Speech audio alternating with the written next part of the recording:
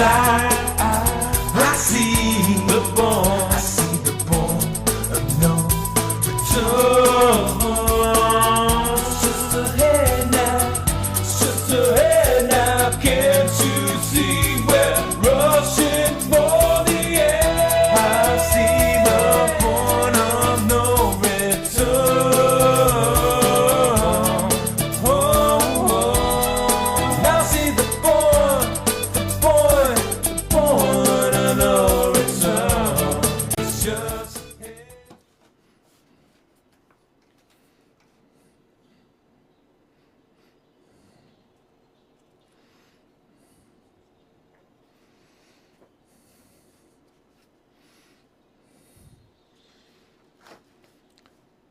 Alrighty, it's Tuesday again. Tuesday, January 20th, 2015. You know, sometimes I think that the space-time continuum is speeding up because it just seems like everything's becoming so compressed in time. Maybe it's just because I've got so much more of my life behind me at this stage than I have to look forward to. It might just be a matter of human perception. But I'd like to welcome everybody. It's Tuesday presentation of Wide Awake News, and I am Gary Hendershot, and for about the next hour or so, I'm going to be barking at the moon as if there was really anything I could do about it. Somebody in the chat room wants to see the stack of news articles I'm going to try and get through tonight. In world news, there's an indication that there has been a coup d'etat in Yemen. I'm going to read a little bit of this article, and my apologies to the folks named in this article, because being an old Southern boy, I will probably butcher their Arabic names, but a Yemeni army commander says Shiite Houthi, H-O-U-T-H-I, Houthi rebels have seized the presidential palace in the capital, Sana'a, a move he describes as a coup. Colonel Saleh al-Jamalani, I hope I said his name right, the commander of the Presidential Protection Force that guards embattled President, now this is a good one, Abed Rabo Mansour Hadi. Okay, hey Prez, I'm sorry if I said your name wrong, but have mercy on me. I am an old Southern boy with straw for brains, and I didn't mean to mess up your name. Please don't declare a jihad on me just because I can't speak with a Yemeni accent. Says the rebels swept into the presidential palace on Tuesday afternoon. Now, this is from the Globe and Mail. There's been kind of a pushing and shoving going on in Yemen for quite a while. And with all the other problems in the world, you got issues in Ukraine, issues in Syria, those have been kind of front burner issues. It's, easy to forget that Yemen is right at the southern border with Saudi Arabia, and that territory does have a commanding control over the Straits of Hormuz, where most of Europe's oil comes out of. So, don't really know yet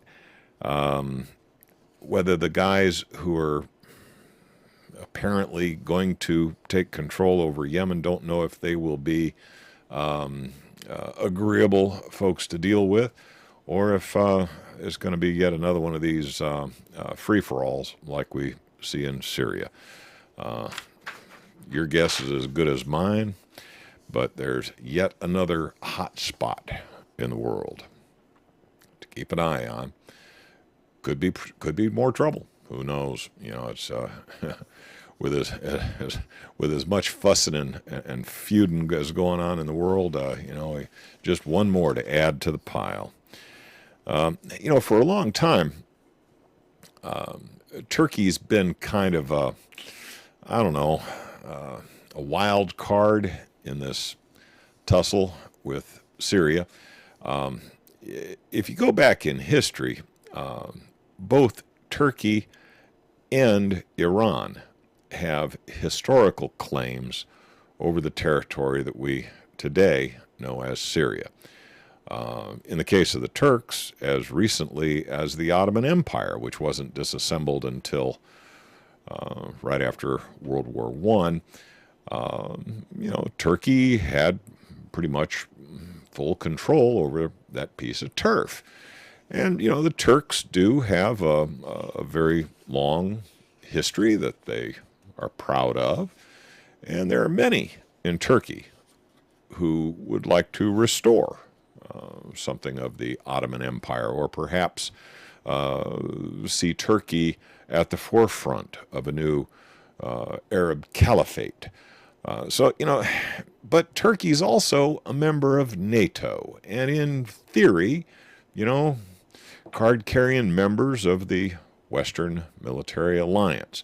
So, it was one of those things where nobody really knew for sure whether Turkey was going to fall in on the side of Assad in Syria, or if Turkey would like to go in there and assist in kicking his butt. Now we've seen rumors coming out of that part of the world that would lead one to believe could go either way.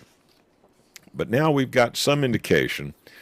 This is out of al-Monitor.com. And it's a pretty reliable source on Mideast news. The Turkish military, this is authorities within the Turkish military, has claimed that Turkish intelligence agency called MIT, that's their variation on the CIA, has been shipping weapons to al-Qaeda or IS or the al-Nusra Front or whatever they're calling themselves this week. Basically, they have been caught red-handed shipping weapons to the group that the United States is supposedly fighting against, this Islamic State outfit.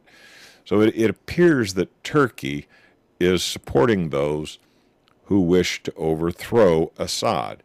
Then again, the United States has been kind of schizophrenic on this issue too, because we are thumping our chests, yelling and screaming, saying that the Islamic State or ISIS or al-Nusra Front or al-Qaeda or, again, whatever moniker you want to hang on them this week, take your pick.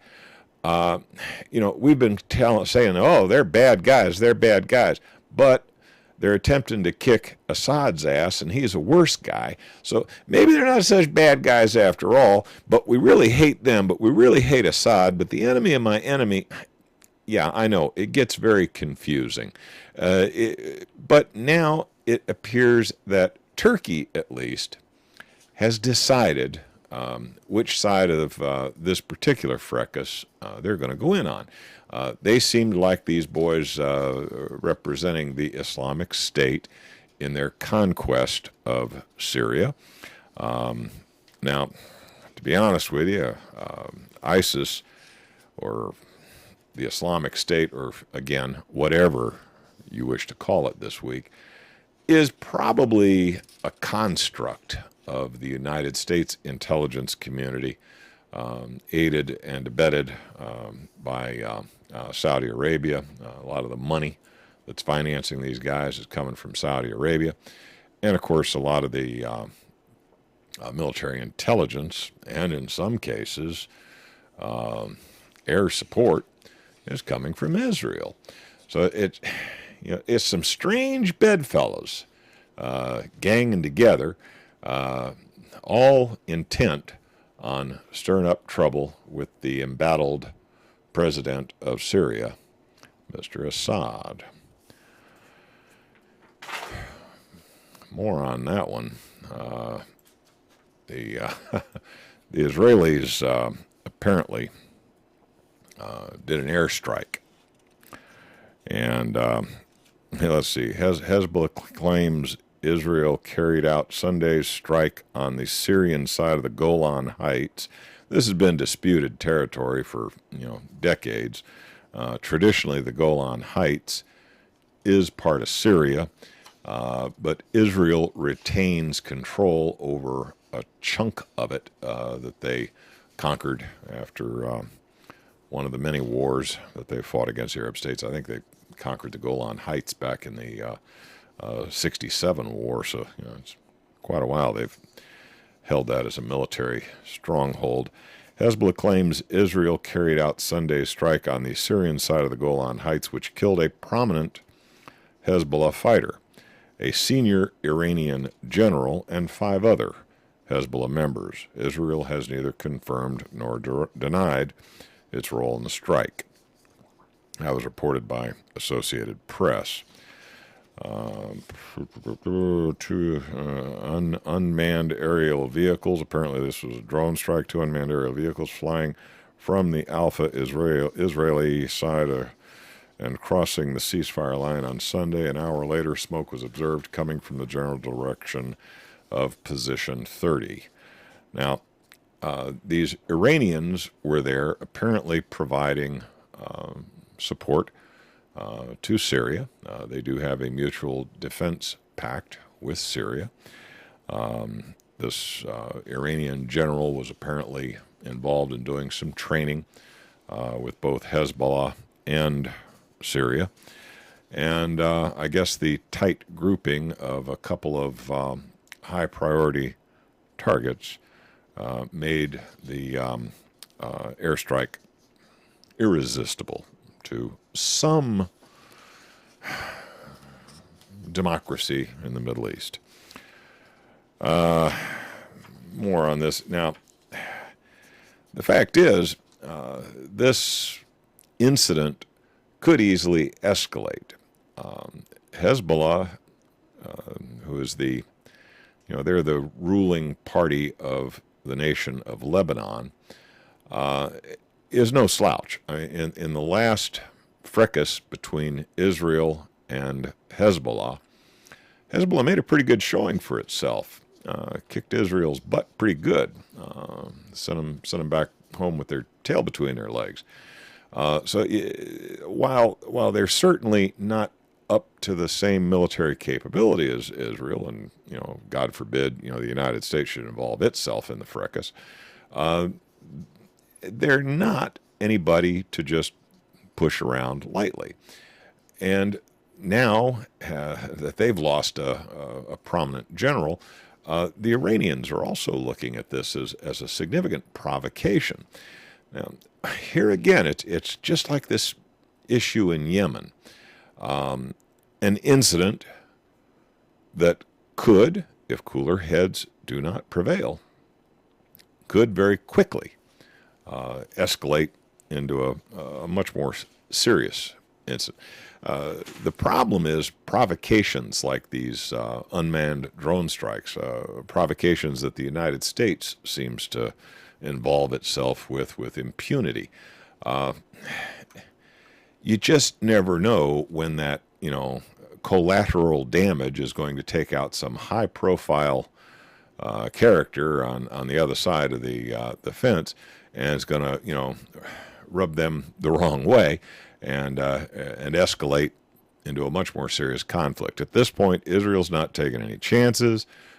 They have deployed their Iron Dome missile defense system near their border, and they're battening down the hatches, getting ready for a retaliatory strike. Now, every time anybody shoots a bottle rocket from Palestine into Israel, Israel's immediately, the world's victim, and the poor Israeli, we've got to protect ourselves from these evil Arab terrorists. And they'll go in there with fighter jets and bombers and missile barrages and everything else, and make sure that they extract 1,000 to 1 retribution for any damage that was done by a Palestinian bottle rocket. Is it really that hard to imagine that a drone strike carried out by Israel that happens to take out a couple of very prominent Hezbollah and Iranian officials might perhaps get the same kind of response from Hezbollah and or Iran. So yeah, I would say at this point the Israelis probably have very good reason to batten down the hatches and get their defenses ready, because might just be somebody on the other side of this one is going to want a little piece of flesh in return for the insult. A little bit of financial news here. You know, usually I leave the financial news to, you know, Charlie McGrath and Doug Owen, because, you know, they do it so well, and they really seem to get into that part of it. But this one is just, you know, too juicy for me to leave alone. How about the Swiss that broke the camel's back? And for those who are watching this on video, I hope they get a kick out of the video. Yeah, the Swiss have de-linked their currency, the Swiss franc, from the euro. Interesting. Now, to be honest with you, the Swiss economy and the German economy right now are the mainstays that are propping up the EU. So many of the EU countries, particularly the southern tier of the EU countries like Greece and Italy, more recently issues in France and in Spain. Those countries have very nearly become welfare states of those countries in the EU that are somewhat more sound economically. With Switzerland delinking their currency from the EU, this is a significant destabilizing influence on the euro. Let's see what this is from perpetualassets.com. This is it. The hammer has fallen. Now, you know, you got to take the fear porn with a grain of salt, but, you know, consider what this fellow's got to say. The hammer has fallen, the line in the sand is breached, and the camel's back is fractured. The foundation of the financial house of cards just gave its first tremor. The move by the Swiss National Bank to unpeg the franc from the euro will go down in history as the first shot in this war. This fella is predicting that this is the opening salvo of a European currency war.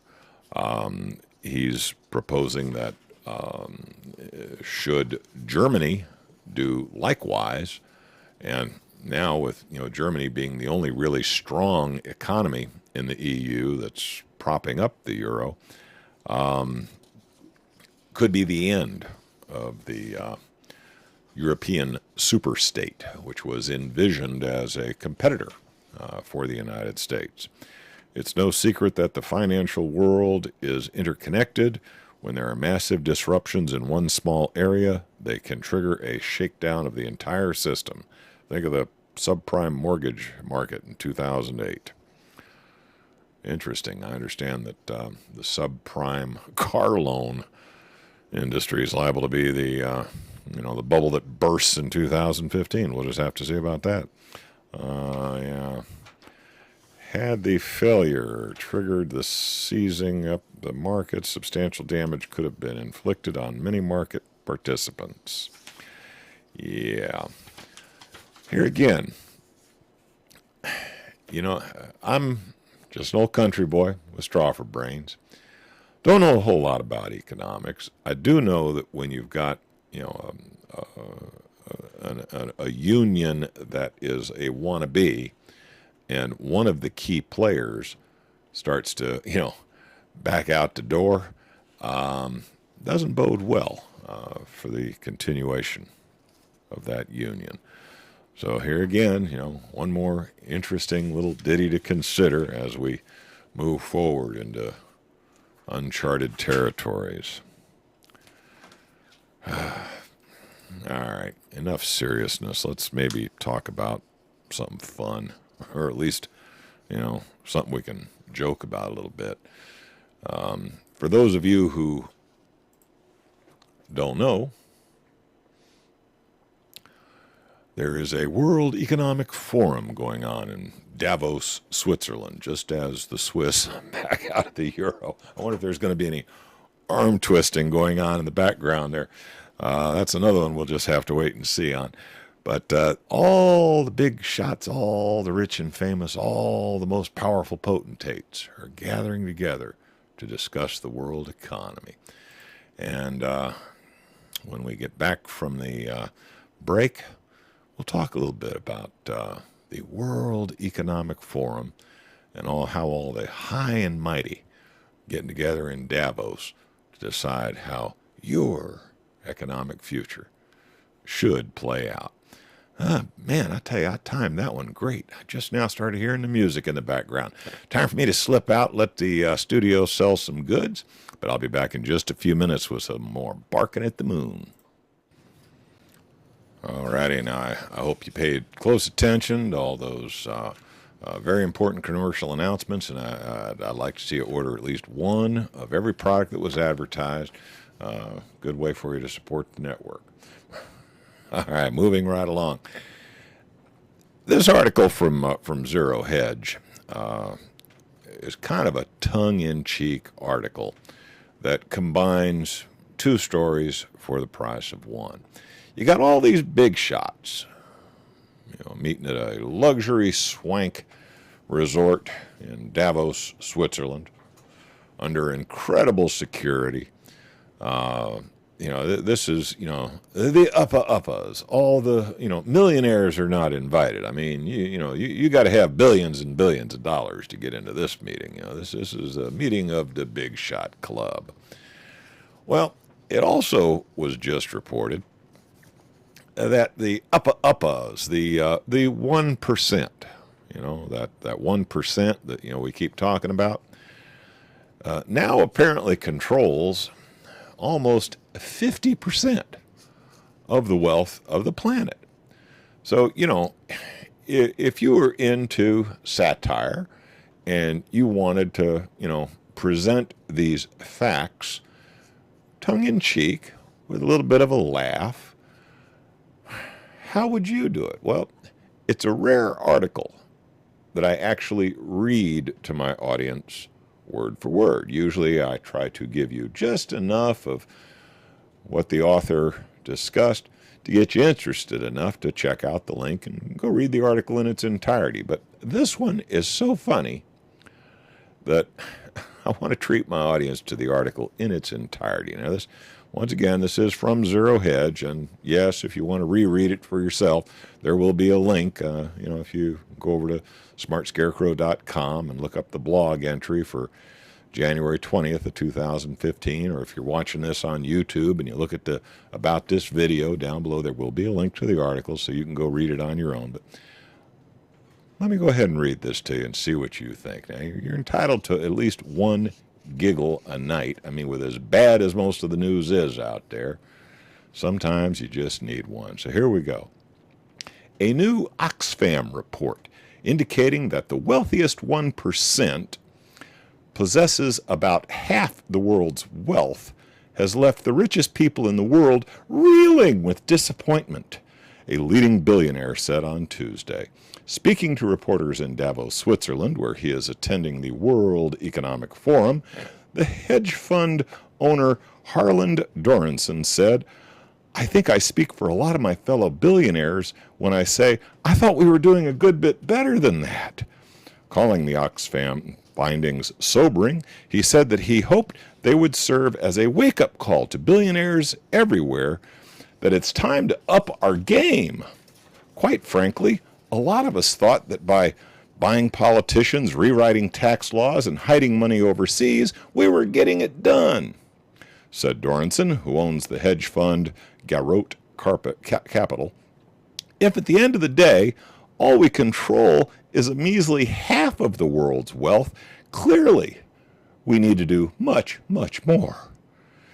In Davos, Dornson is huddling with other billionaires in the hopes of setting an ambitious goal for the top 1% to own the other half of the world's wealth by 2025.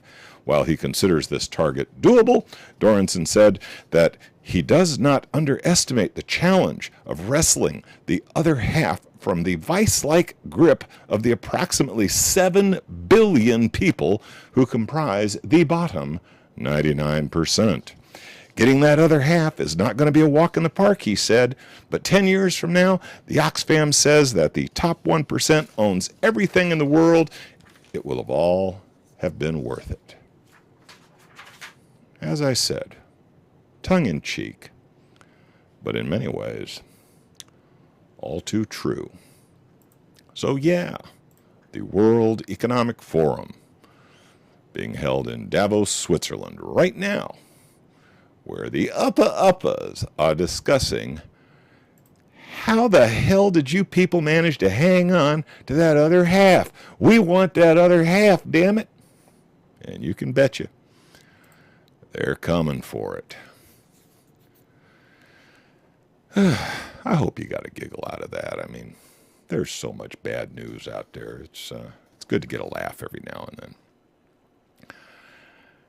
Now here's a sobering headline. This is out of New York Daily News. Now, obviously, they've got their slant on this article. Here's how the headline reads.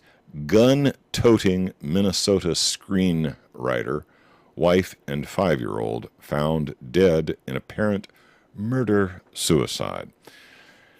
You know, there are just so many people out there, particularly people who are critical of the status quo, of the 1%, of the nation's foreign policy. So many suicides among those people.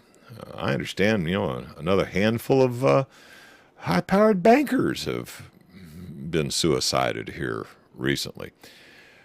But this fella, Crowley, is notable in that he's written kind of the counterpunch to the Oscar-nominated film The Sniper. How many of you have actually watched that? I don't, I'm not going to watch, propaganda, so I'll probably avoid that one. But apparently this movie, The Sniper, makes a hero out of some guy who, kills people from 1,000 yards away.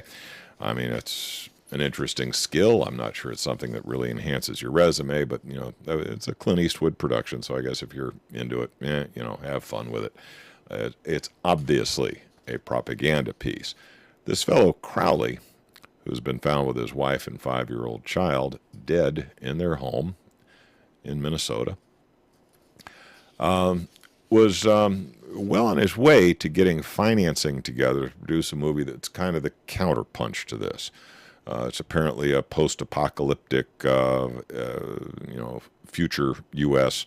where the continuity of government is maintained at the point of a gun. Now, it's not for certain whether the production of this film will continue with his death, but it is yet another very questionable suicide.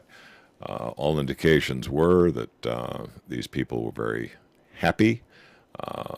There was no indication of anything sinister going on in their lives, and I think it's a little quick to call it a suicide. But that's what police are saying. Police found a gaunt family dog inside the home, but offered no details pending the investigation. Crowley served a tour of duty in Iraq during his 5-year stint in the Army and met Kamel, his wife, while stationed in Texas. The couple bought their Apple Valley home in 2013. Crowley ran her own dietitian business, and her husband pushed hard to get his script for Gray State picked up and produced. So, yet another totally unrelated coincidence. Fella coming out with an anti-status quo, anti-government movie. Looked like he was getting the appropriate financing, looked like he was getting it all put together. Apparently had promo video already in the can, was showing it around. Suicide. Yeah. Michael Hastings, suicide. You know, so many suicides. I tell you, it's tough to be a big shot banker or hedge fund guy right now, you know. I'm hearing that music again. I'm going to have to slide out of here and let the studio do their thing. But y'all just get yourself another adult beverage and some additional snacks, and I'll be back with some more barking at the moon in just a moment.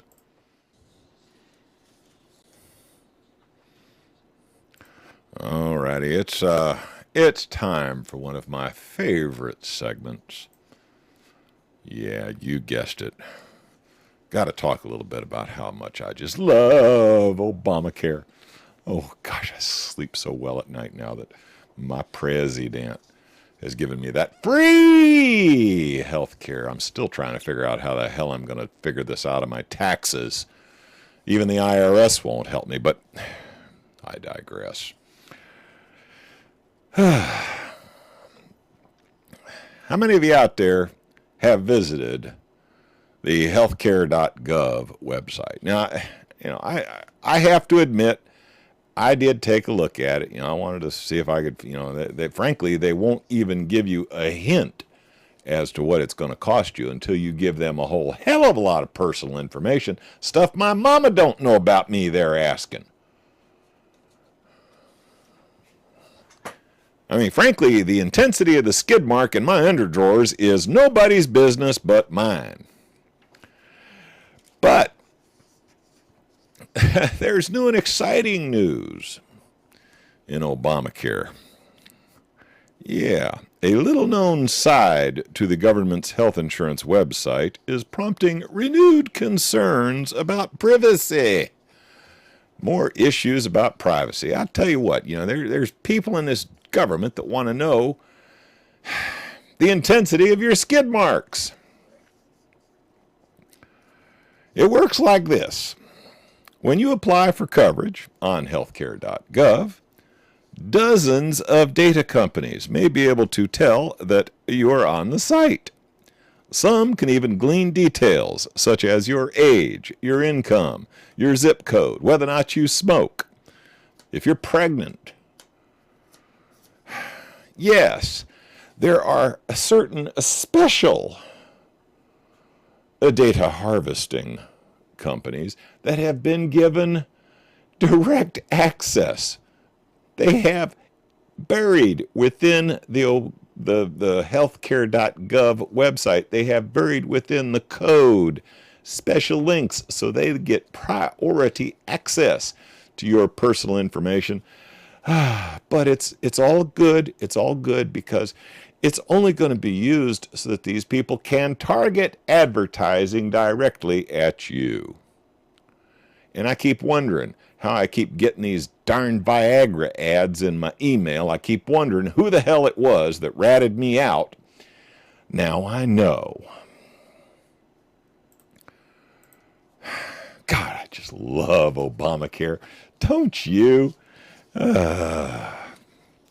The data firms have embedded connections on the government site. Ever-evolving technology allows for individual internet users to be tracked, building profiles that are a vital tool for advertisers. You know, I'm old enough to remember back in the day when there was a big furor over subliminal advertising. You'd go to the drive-in movie theater, you'd buy a box of popcorn, you'd sit down in the front seat of the car, you'd recline the seats with your best girl, maybe watch the movie, maybe not. But if you did watch the movie, there was a very good chance that interspersed within the movie was subliminal advertising that made you thirsty, made you hungry, made you want to go back and get some more of that popcorn, some more soda. And I remember, there's a big fuss about this, and they made it illegal to do this subliminal advertising where, every, 20 or 30 frames, they'd pop a little ad up there that only your subconscious mind would register.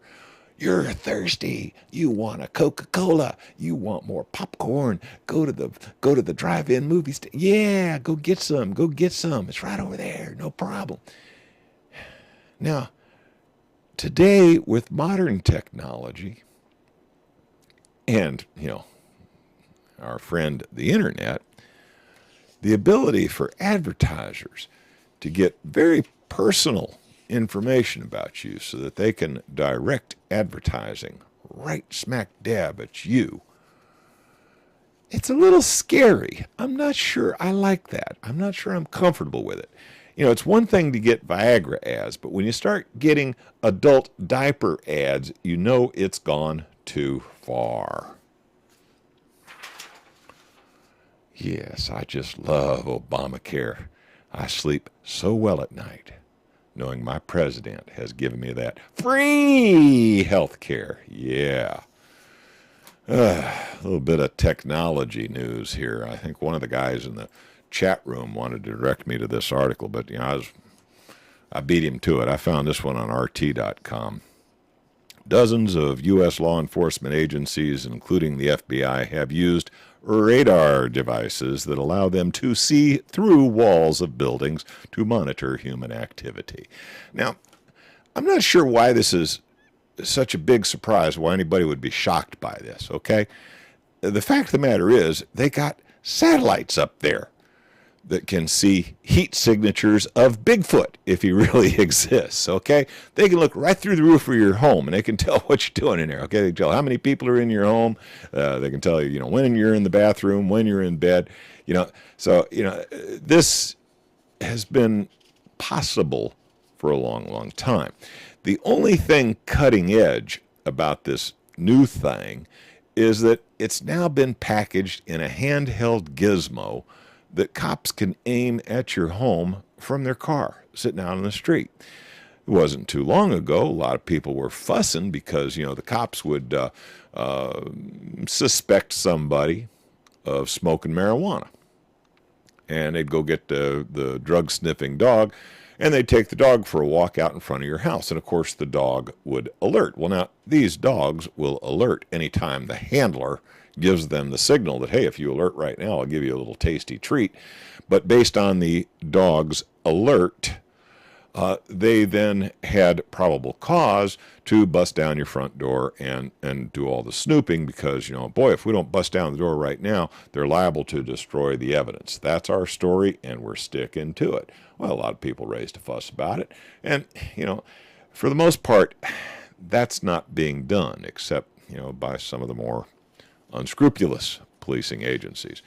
But now, with the advent of a relatively inexpensive handheld gizmo that they can just, point at your house and get, an idea of who's in there and how many and what they might be doing, we have yet another concern for our privacy. Now, there are people out there who are, okay, well, this device is RF. It uses radar. So, what do I have to do? Do I have to put my house into a Faraday cage? Maybe if I live in an older house that still has some of that lead paint, maybe that'll help.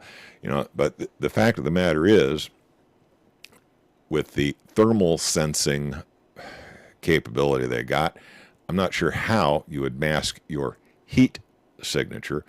So, it's just one more nifty little toy that they're going to use against those evil Arab terrorists, right? I mean, that's the only, we're only going to use this against evil Arab terrorists. Oh, we wouldn't mess with you, Mr. and Mrs. America, because we know you're okay, but we got to have this as a tool in our arsenal to keep you safe. Yeah, that's our story, and we're sticking to it. All right, how many of you are going to dust off the old Magnavox tonight, like me, and watch our imposter in chief tell us what the state of the union is? Anybody out there? You going to watch what this guy's got to say? You know, I can pretty much give you an idea. I mean, how about you got free health care now? How about free college? You want free college? Yeah.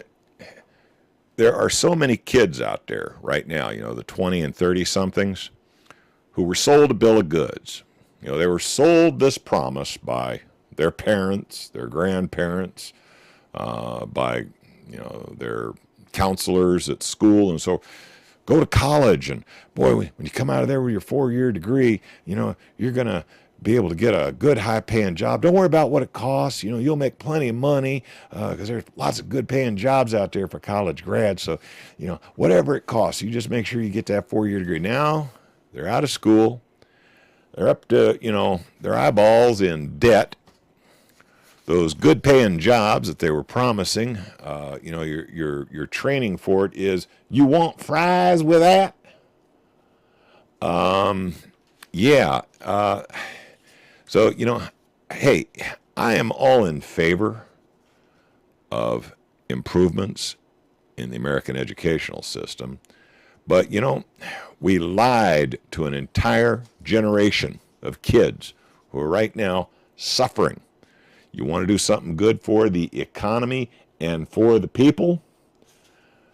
Put the 2 years of college on a back burner and maybe forgive some of the existing college debt. Oh, we can't do that. That's communism. Oh, we can't do that. Hey, we printed up trillions and trillions of dollars to help the upper 1% buy up 50% of the planet.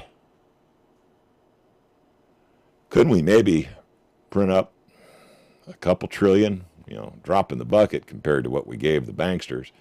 Couldn't we maybe print up a couple trillion to bail out the next generation so that they will not live their entire lives saddled with odorous debt?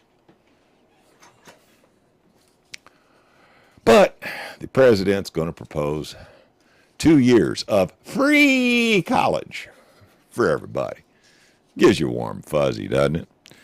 Probably going to, you know, propose that, you know, these TPP thing, you know, oh, yeah, we got to have more free trade. I mean, we got to send what's left of our good jobs overseas. So, yeah, we're going to have, you know, even more and better free trade. Paid leave, a $2 billion proposal with almost no chance of getting congressional approval would encourage U.S. states to establish paid family and medical leave programs. Yeah, that's a warm fuzzy. Yeah, you know, you get sick, your wife is sick, you need to stay home, take care of her, you know. Yeah, paid leave, free. You know, what he's going to do, this is the gist of it, is he's going to speak to his constituency. His constituency is standing there with their hand out saying, what you going to give me? What you going to give me?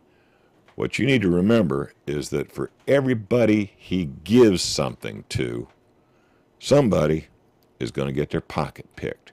Chances are the pocket of opportunity is you. Okay? You're going to get your pocket picked so that a little bit of money can go to somebody else with Uncle Sugar standing in the middle taking his cut. They're playing the music. It's time for me to bail out of here. I've done enough barking at the moon for this week, but hey, I'll be back next week and we will do it again. Good night, y'all.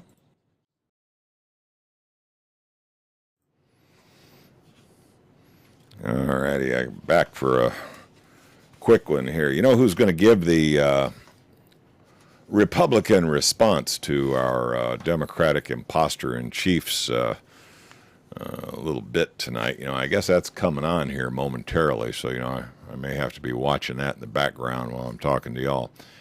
But, yeah, Joni Ernst. Anybody out there heard of this woman?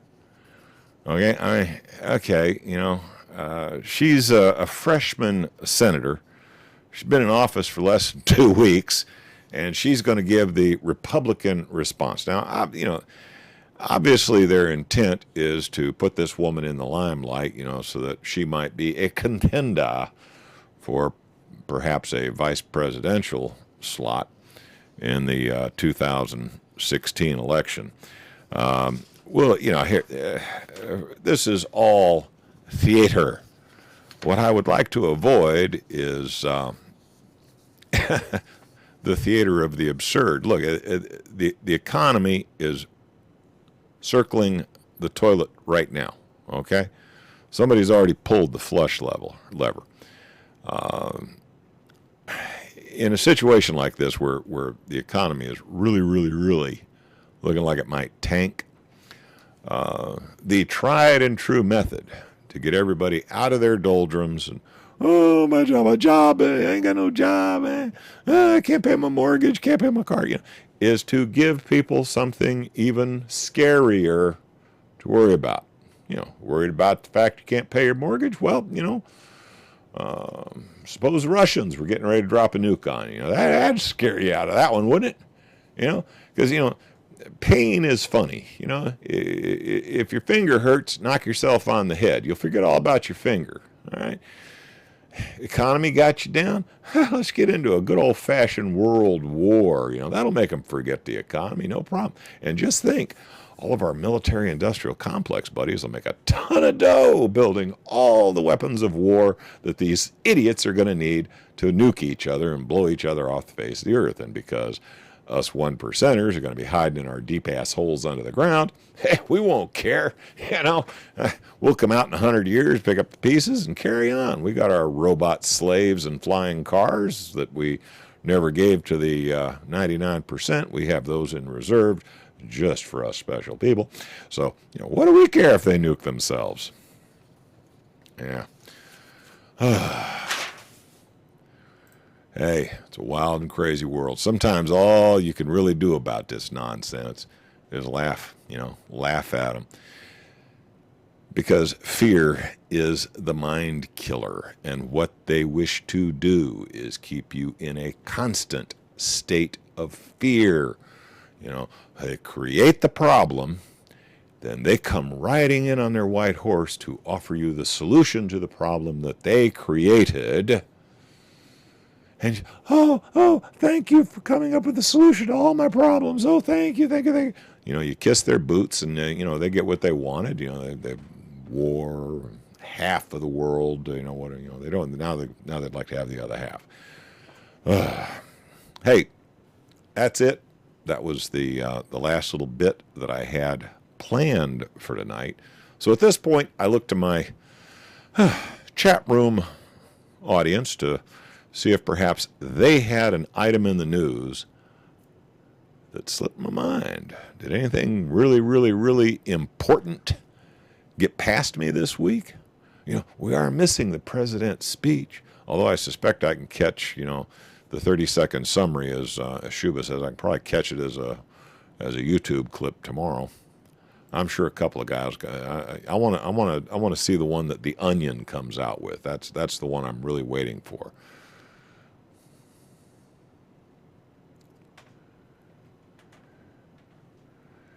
It took me the longest time to figure out how to shut off sleep mode. Okay, I'm not sure what that's all about. Fracking junk bonds. Yeah, that may be something I report on next week, because this week it just started coming out that, a lot of the, I think I hinted that this was probably going to be the case. I hinted at this some time ago. A lot of the fracking companies, are heavily in debt. They borrowed a lot of money from the banks. The banks sold it off as bonds. It's just, it's one of those things. It looked like a great idea. We're going to go after that shale oil. And all of a sudden, the United States was one of the biggest oil producers in the world back when oil was $110 a barrel. Now, all of a sudden, oil's down less than $50 a barrel. They can't use their fracking techniques economically to pull the oil out of the ground. Now, there's a lot of these fracking companies that are, They can't pay their bonds. They're getting ready to go bankrupt, and the bankers are saying, "Holy cow, time to call in our derivatives markers." And yeah, that's when it could get scary. And of course, I understand that the derivatives now take first priority if there's a big mess and the economy really goes totally bonkers. The first guys who get paid off are the holders of those derivative contracts. You depositors who deposited money in the bank thinking that the bank was going to have some fiduciary responsibility to protect your deposit are now investors in the bank and could potentially lose. You could get Cyprus. Yeah, you talk about taking a haircut. Get ready. It's going to be a close shave, too. That's how they're going to get the other half. I laugh about it, but what are you going to do? You're going to cry over this shit, okay? You're going to cry over it? Either laugh or cry. Take your pick.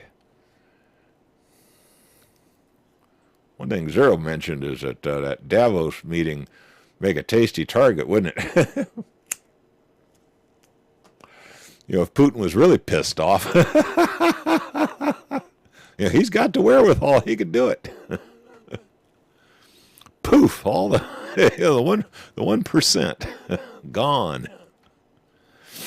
But he'd probably get called anti-Semitic if he did it.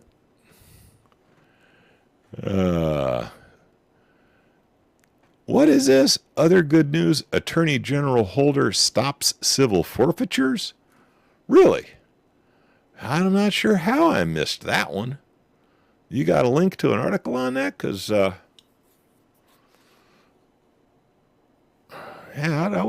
like, because, there's a lot of police departments couldn't pay their salaries except for civil forfeitures.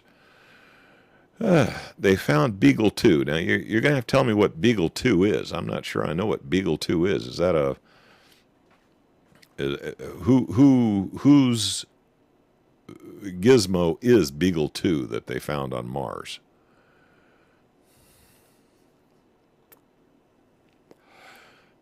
Is that one of ours, or is that European, or?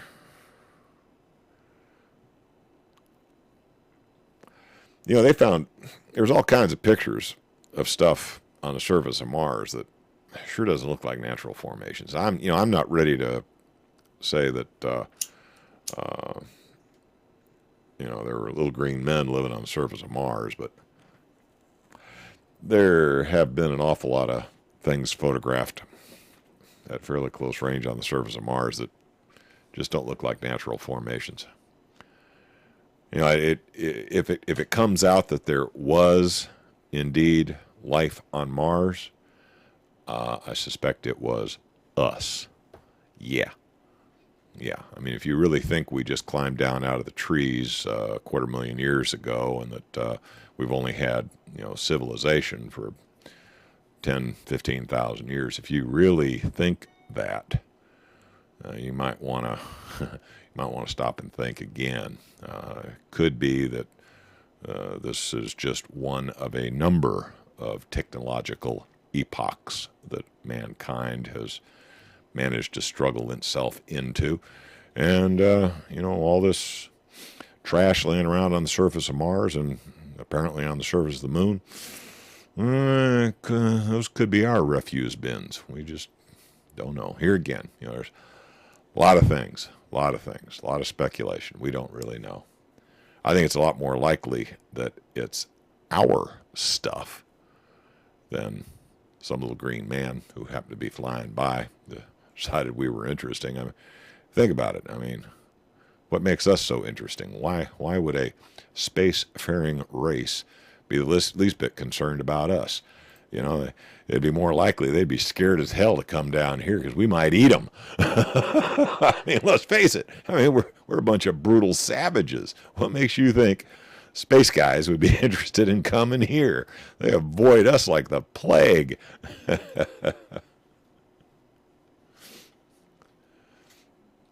AG Holder. I'm gonna take a quick look at this article here. Attorney Tackle said it has a lengthy list of barred local and state from using federal law to seize cash, cars, and other property without warrants or criminal charges. Well, it's about damn time. You know, what about all the people that have been impacted by this nonsense over the years? You know, people being driven out of business. I mean, perfectly legitimate enterprises being destroyed by this, you know, civil forfeiture nonsense. I mean, you know, when they sold that to us, they sold that to us on the basis that, oh, we're going to get hard on these drug dealers. Yeah, that's the ticket. Next thing you know, grandma's coming home from the bingo thing at the church, and she got lucky that night, won herself a couple $100, and you know, they turned her upside down for a couple $100. You know, it's just ridiculous. It's ridiculous. You know, the camel gets its nose under the tent. Next thing you know, he's in your sleeping bag with you.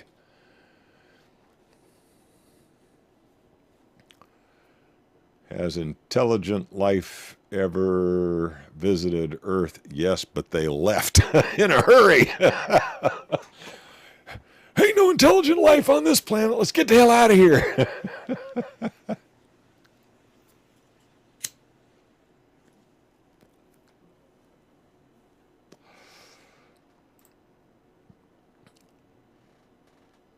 You know, I have no doubt but that there is other life in the universe. Okay, don't get me wrong. You know, I'm not so, you know, prosaic that I think that, you know, we are the epitome of life in the universe. Come on. Chances are other civilizations have risen, fallen, risen again, fallen again. For all I know, there is a galactic federation, and they come from the Pleiades and whatever. I don't know. You know, it's anybody's guess. Much of it, I think, just makes for very, very interesting reading, very intriguing reading. It's entertaining to think that, you know, we,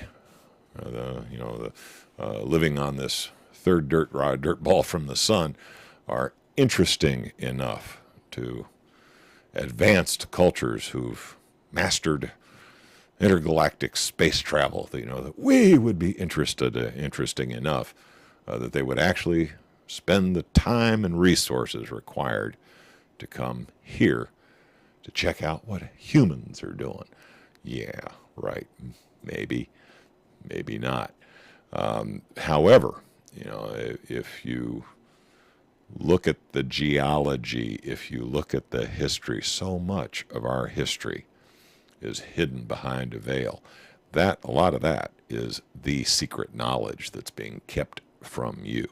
I suspect that, you know, the Vatican knows all about it. I suspect, you know, the Freemasons probably have, you know, numerous publications on it. And, you know, and I'm sure the Knights Templar, you know, that's what they recovered when they, when they grabbed Solomon's tomb. Indiana Jones probably knew all about this, yeah. But, yeah, there's very high probability. You know, the evidence is there if you have an open mind and look for it. The evidence is there that human beings have achieved marvels of technology in the distant past, and that we're suffering a bad case of amnesia. We forgot how we do it, you know, and we have to learn all over again. We still to this day could not build a pyramid of Giza. Even with all of our advanced technology, we could not possibly build a pyramid of Giza. Who built the pyramids at Giza then? I mean, time is linear. I mean, it starts with, you know, a bunch of apes in the trees and evolves straight to us, right? No, actually it's kind of circular, you know, and from time to time something happens. Either a yellow stone goes off or a big rock hits the earth or whatever. We get knocked back into the Stone Age and we got to climb back out again. You know, that's how it goes. I would just hope that this time around we're not so stupid that we nuke ourselves into oblivion, you know.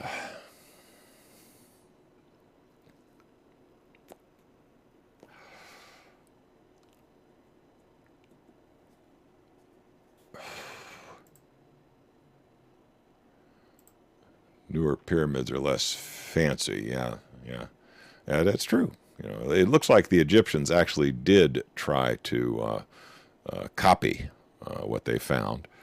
It didn't do too well, did they? Ziggurats are common. Ziggurat is a much easier building to put together. There's evidence that ziggurats were being built in Sumeria 3,000 years before the Egyptians came to power, and the pyramidal structures in Mesoamerica are ziggurats. They're basically step type pyramids, much easier to construct. When you start talking about constructs like some of the archaeology that's done in Cuzco, some of the Egyptian constructions, you're talking about moving blocks of stone that are enormous, hundreds and hundreds of miles from where they're quarried. We're talking a technology that is beyond us today. We cannot do it. We do not have a technology that would allow us to duplicate what was done at Cuzco, what was done on the Giza Plateau. So, until some other explanation makes it more reasonable, I'm going to assume that at some point in history, human beings had a technology that surpasses what we have today. And we've just got a bad case of amnesia. We forgot how it's done. But we'll figure it out if we don't nuke ourselves off the face of the planet. Can do a show, Gary, do a show on this subject. On what? My religious philosophy? Nobody wants to hear my religious philosophy. It would offend many. Life on another planet. It's all speculation. I prefer to stick with what I know or what is authoritative. I mean, speculation is fun. It can be entertaining, but you got to understand on most of this stuff. I don't. My opinion is no more valid than yours. The pyramid code, I'm not so sure I buy into that any more than I do the Bible code. Coral Castle came close, Maury. That guy Lid Skinner, Lita Skinner, however you pronounce his last name. Some of his stuff was pretty phenomenal. But even Coral Castle pales in comparison to the work that was done on the on the Gaza in the Giza Plateau, and Cuzco is amazing. They have what appear to be rough cut stones that are bigger than my house that were somehow fitted into position to form a wall, and they're so tightly cut that you can't get a business card in there. You can't get the blade of a pocket knife in between the stones. Phenomenal. How do you cut an irregular geometric form, fit it like a puzzle piece with another geometric form, and have that kind of tolerance? Nothing we know about Mesoamerican culture can explain that. You got some out there, it had to be space aliens. Space aliens had to no. At some point or another, we were smart enough to do that. Now that's cool. At some point or another, we had that technology. Man, that's something we need to figure out and get back. Get David Icke on. Yeah, I'm sorry, David Icke gives me a headache. I can't listen to the guy. I shouldn't pick on David Icke because a lot of people like David Icke. I've listened to a lot of his material, and I'll tell you, even in the most annoying presenters out there, there's always a kernel of truth, a small smattering of information imparted that is valuable, and David Icke is the same. I don't use him as a materials source, but other people think very highly of him. So I'm not gonna knock the guy.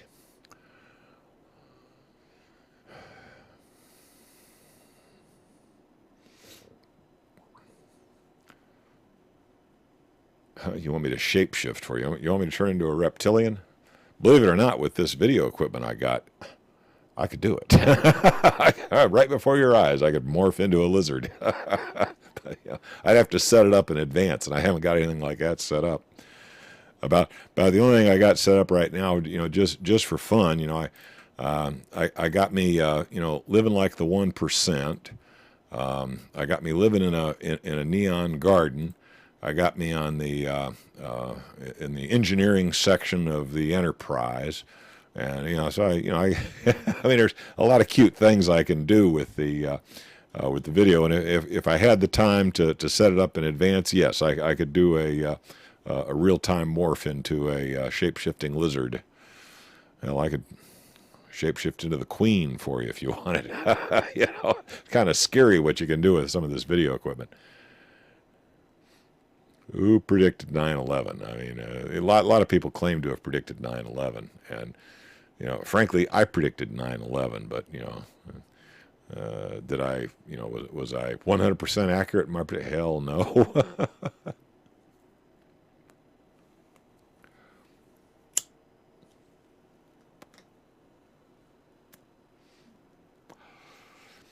I look a little like Shatner. Yeah. Yeah. All right, let's see. Was there anything else, hard hitting in the news? I mean, we got the president's State of the Union. I mean, okay, he's a politician with his mouth moving, so he's going to be lying. And Obama has been one of the worst presidents in history when it comes to actually honoring all the promises he makes during his State of the Union address. He's come on and said, "Oh, we're going to do this about Iran. Oh, we're going to do this about that. We're going to do that." Yeah, If you look at his record, he hasn't made good on any of the promises he made. I mean, perfect example, okay? You like your health care plan? You can keep it. You like your doctor? You can keep him, okay? I mean, has this guy honored any of his promises? Okay, so he's going to get on the TV and he's going to make his constituency a whole lot of more promises. Hey, bag of goodies, free. Here's your free bag of goodies. Okay, yeah, that is the State of the Union address summarized. Free bag of goodies. Yeah. He's talking about raising the taxes on them rich people. I guarantee you the 1% will not pay a dime more taxes. What he's going to go after is he's going to go after the small businessman. He's going to go after the proprietor of a small business, the backbone of the American economy, what's left of it, the guy who actually creates jobs for most of the schmucks out there, the small guy who might maybe be worth $1 million, maybe he's worth 10 million. He's worth somewhere between $1 million and 10 million. That is the guy Obama's going to go after. He's going to claim that he's a rich dude, and all you poor people out there that don't have a Mercedes like he's got, don't live in a big house like he's got, you should be angry with this guy who has somewhere between, hey, that guy who has between $1 and $10 million, or maybe even more than that, maybe between $1 and $50 million, or $1 and $100 million. He's the guy who, if left to his own devices, if he didn't have government standing in his way, he would be figuring out ways to make things that people wish to buy. Okay? And he's got the money in his pocket that he could set up the facility and hire the manpower, jobs, to get it done. But no.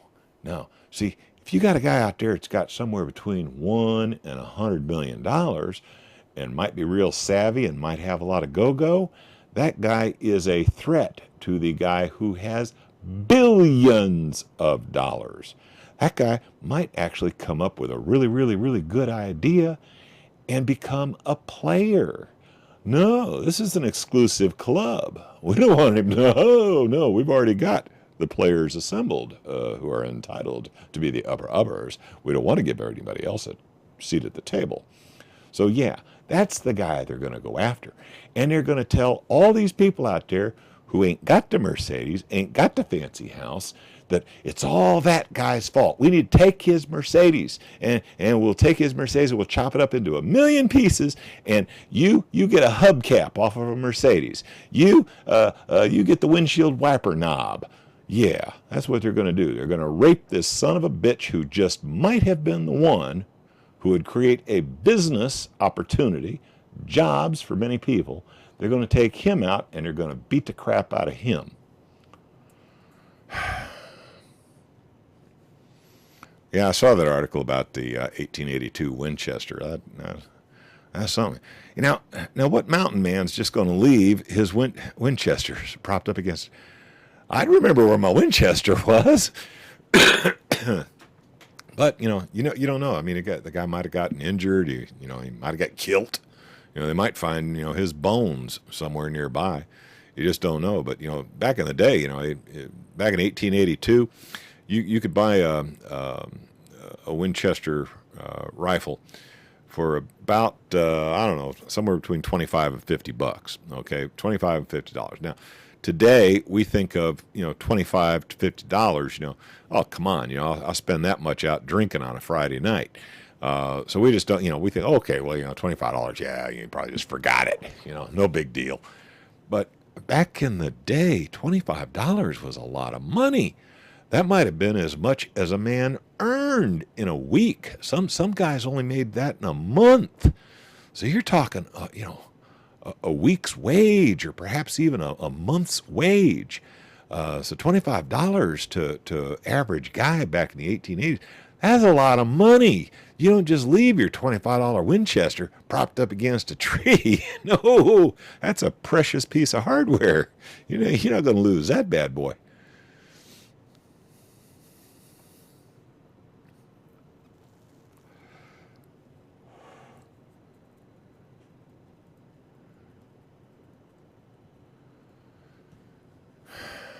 Yeah, a lot of people shorted American Airlines stocks just before a couple of buildings came down in New York.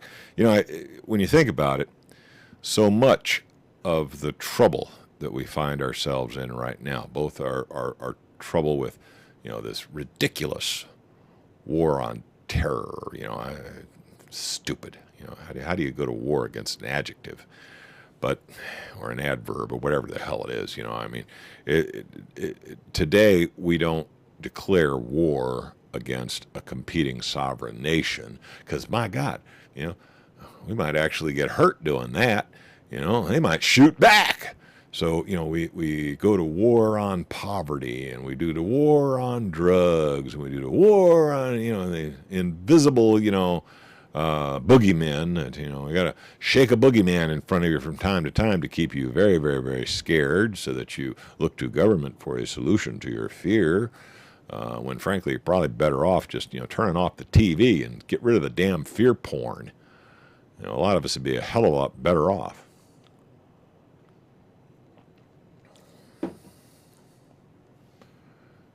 Did you read this on drying out the black box circuit boards? Swiss franc leaves the euro. I covered that one. I talked about that one. I had that humorous article from Zero Hedge, which I thought was just absolutely hilarious. I hope a number of you found it, at least mildly humorous. More bull, yeah.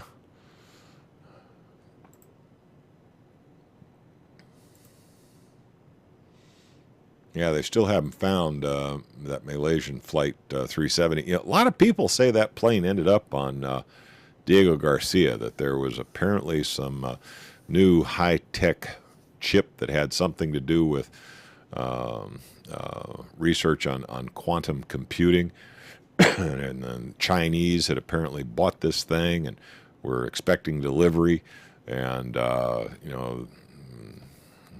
CIA, military, Mossad, whatever, took control of that airplane, took it over to Diego de Garcia, landed it there, executed all the people who were on the airplane, grabbed hold of this new high-tech chip, basically just to deny it to China. Now, that's one of the stories I've heard. Is that the God's honest truth? Is that a factual depiction of what happened to Malaysian Flight 370? Don't know. But that's one of the many rumors that have been flying around. And for all I know, could be. I mean, it's very plausible.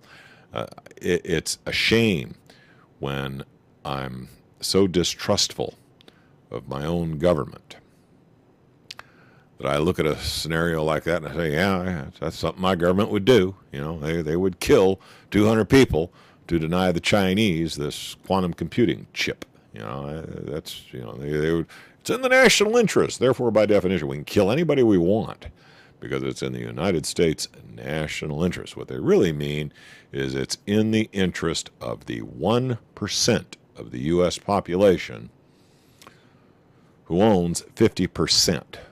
50%. 1% of the people own 50%. That is more than just annoying. My point of view is, okay, we have now learned that your cash ain't nothing but trash, okay? You can print money till the cows come home. Now, you just printed up trillions of dollars and gave it to the 1%.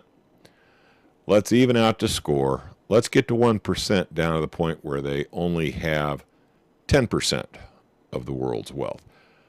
I expect the Federal Reserve to print up hundreds and hundreds and hundreds of trillions of dollars and just dump them on the American people. Let the American people decide what the hell they want to do with them.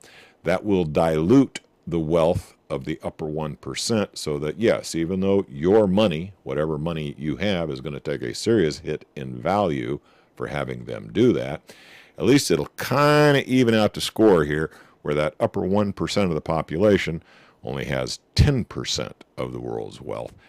And the rest of us at least have a fighting chance with the 1% in control of 50% of the planet. I think that's probably a little bit more power and influence than any 1% of the population is entitled to have. Now, there's some in the audience going to say, well, that's communism. I don't care what you call it, okay? Right now, we certainly do not have a free economic system. We have a system that is owned and operated for the benefit of the 1%. Maybe it's time to have a evening out of the game. Let everybody get a fair shot at getting in there and you know, becoming that 1%. It's not like I'm down on rich people. I mean, frankly, I would love to be rich myself. I really would. And I spent most of my life trying very hard to become wealthy. I failed miserably, but that's okay.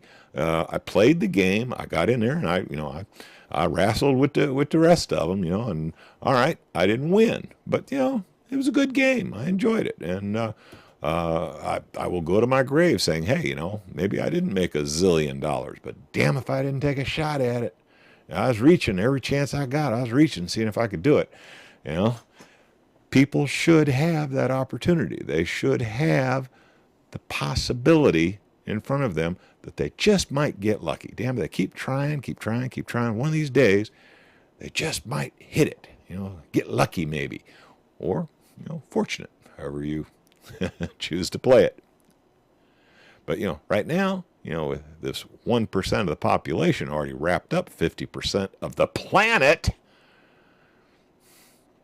You know, the game's rigged. Everybody else is excluded. Nobody else can play.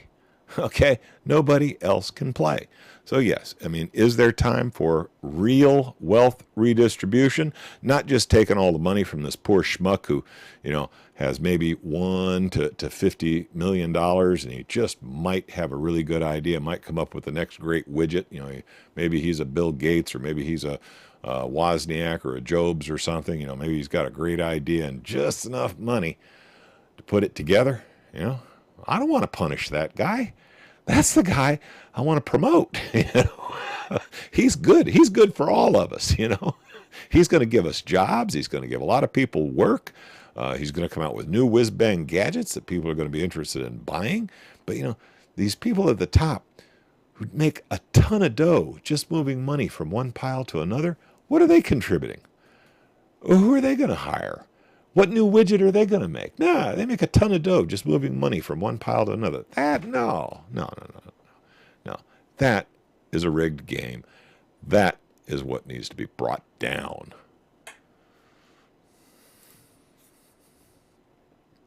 All right, guys, I got to go watch the president lie to me like a. I got to go see what's going on with the United States, the State of the Union. Yeah, that's that's what they're going to tell. You know, they're going to tell us how we're so peaceful and we're so kind and we're so generous. They're not going to tell us how many brown people we killed this year. They're not going to tell us how much they pissed away on weapons that we don't need, weapons that don't work, to support all the fat cats in the military-industrial complex. They're not going to tell us about how much richer the rich have gotten and how the disparity between the rich and the poor has increased to levels never before seen since Roman times. Yeah, it's that bad.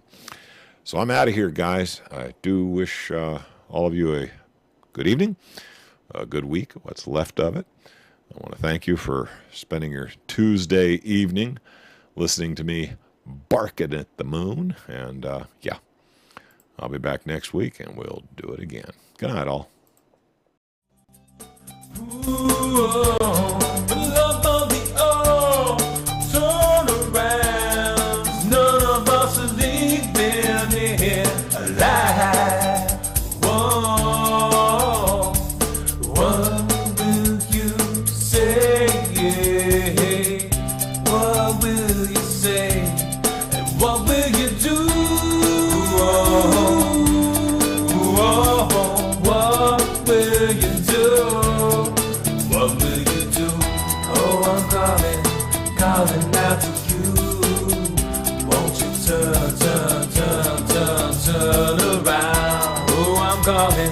Calling out to you.